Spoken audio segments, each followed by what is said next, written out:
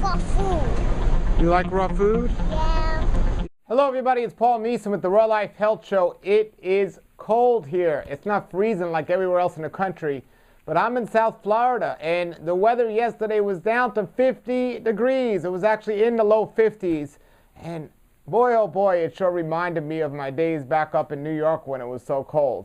Well, the topic of today's video is something that especially now everyone's going to be interested in, is how do you eat a raw food diet when the weather's cold outside?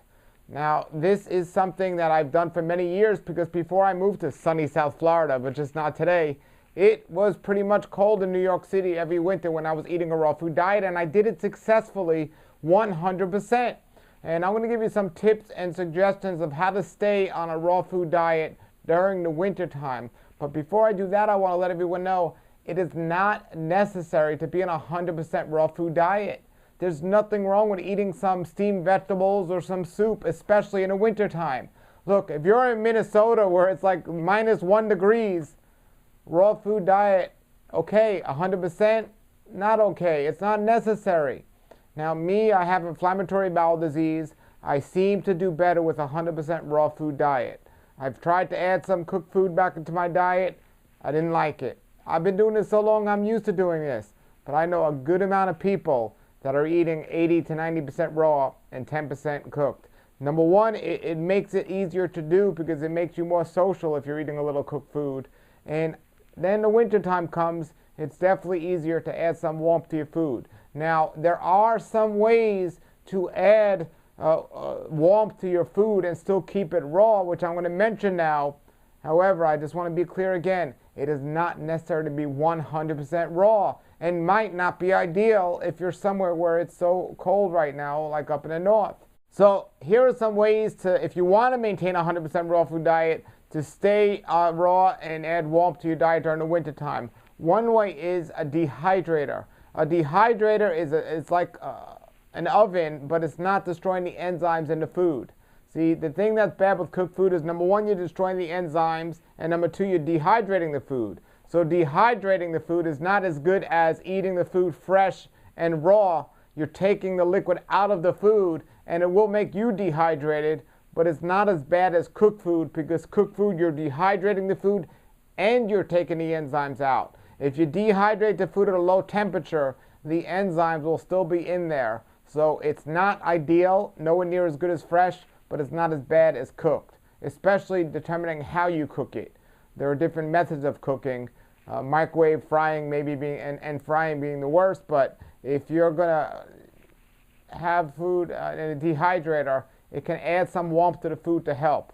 Another mistake some people make in the winter time is they take food right out of the refrigerator and they say, I'm cold when I eat food. Well, all food should be room temperature. So if you have a banana that's been sitting on the counter and now it's ripe and you want to eat it, it's going to be the same temperature as the room you're in. Now, hopefully the room you're in is lukewarm and then the banana will be lukewarm. But if you take a banana right out of the refrigerator and it's really cold and you eat that banana, it's going to add some coldness to your body. Now, there are things like a watermelon. Once you cut it open, yes, you need to put it in the fridge so it doesn't go bad. But if that watermelon's out on the counter before you put it in the fridge and it's not cut open, that would be the best way to eat it in the wintertime, if you were going to eat a watermelon in the wintertime. That gets into a whole other question of eating foods out of season. That's not wise. So I don't recommend eating foods out of season if you can.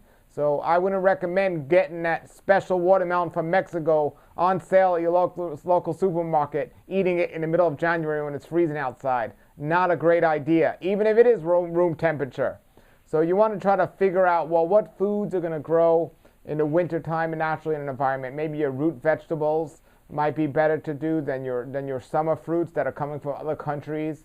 Also, buying your food locally is the best way to know that. So if you go to a local farmer's market that's within 100 miles of your house, you know they grew that food and that food is best for the environment you're in.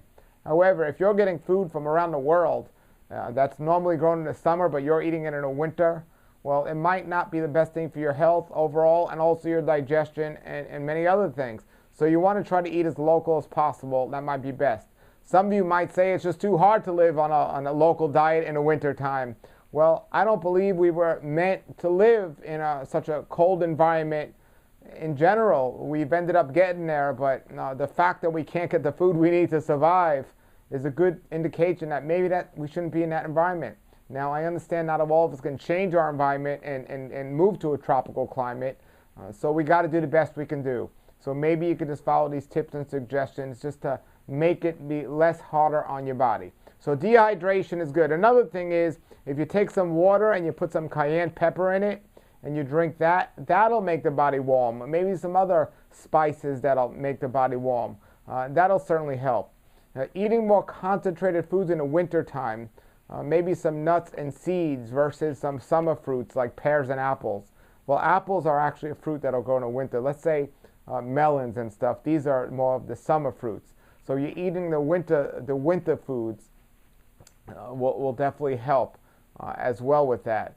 So these are just some tips and suggestions to give you. The same thing if you're drinking water. You always want to drink water room temperature. That'll definitely help as well. So there are these suggestions. But again, I know a lot of people that try to maintain that 100% raw food diet. So they'll go into a health food store and buy a raw food, junk food candy bar and say, oh, I'm 100% raw because I'm eating this raw food candy bar. Instead, when it's 0 degrees outside, of going to Whole Foods and getting yourself a warm soup, which I think would be much wiser, not to be 100% and eat that soup in a cold environment than to eat that raw food candy bar in a cold environment or any environment. So we want to consider that. So let's not even eat that raw food candy bar at all, and let's just not even eat that soup at all and just eat a raw food diet like I eat it. But realistically, if we're in a cold environment, there's nothing wrong with soup, and there's nothing wrong with eating steamed vegetables or even eating some grains. Now with the grains, there are different types of grains. I think the alkalizing grains like millet or quinoa would be the ideal. I'm not a big fan of the common grains out there. They're harder on our digestion. But even doing that in the wintertime is still better than freezing. So yes, it is cold outside. It's cold here right now, 50 degrees. Doesn't sound cold if it's 1 degrees where you are, or even below 0. But trust me, when you're coming from 80, 90 degrees just last week down to 50, pretty cold. And so it's a little chilly here in Florida right now, but the weather's going to go up. It only lasts 1 or 2 days, and there's our winter. So it's the greatest place to be. Speaking of which, we got a couple of weeks coming next month. The Raw Food Retreat is going to be down here in South Florida. If you want, I'll put the link below the video. Check it out. There's still some spots left for the Raw Food Retreat. It's going to be exciting. And then finally, I just want to let everyone know here, my best seller on my website lately has been the moringa powder, for obvious reasons. Moringa powder is amazing. It's 100% raw. It has 92 plus of the superfoods. It has all the essential amino acids. I think every vegetarian and vegan should definitely be taking this product, but it's a great product. I also have it in capsule form. But I don't know if you know about this, but there are 2 other forms I have it in. One of them is in the oil, moringa oil, which is just wonderful. And then the moringa extract. Now this one is, besides the powder, the extract has become my favorite one. You pretty much just put a couple of drops in your mouth, and you're getting the moringa in very concentrated form. It's excellent. And it tastes great. So I'm giving this to myself, my family, and so on. It's just wonderful. So you can get that on rawlife.com. So, you know, another thing I have here is for the winter time, moringa tea. I have a ginseng moringa tea, and this one's, I have 1 more left of these. This is a hibiscus moringa tea. I'm not doing tea right now. I haven't done it for quite a while. I'm not personally doing tea, but I'm in South Florida. I'm telling you, if I was in the colder weather right now up north, I'd be doing some tea. And moringa tea, we have it on the website now as well.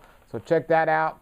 I'm still struggling with what I've been speaking about the last couple of days. I have wonderful replies and comments from people about how to deal with somebody who's going to get their body parts cut off, even though they don't have cancer, just because the doctor said you could develop cancer. Your emails have been a tremendous help. If you don't know what I'm talking about, look at the video a few videos ago. And I don't know how many of you have seen it, but yesterday I posted the video by Dr. Shindell about the Barak cancer gene.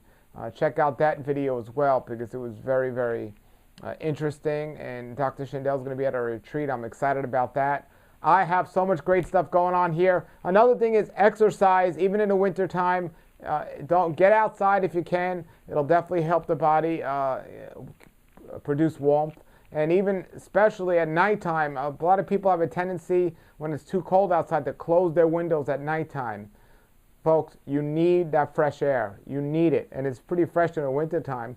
You need to leave that window open, even a crack if you have to, and get extra covers, because you don't want to be in the room with the windows closed, even if it's freezing outside.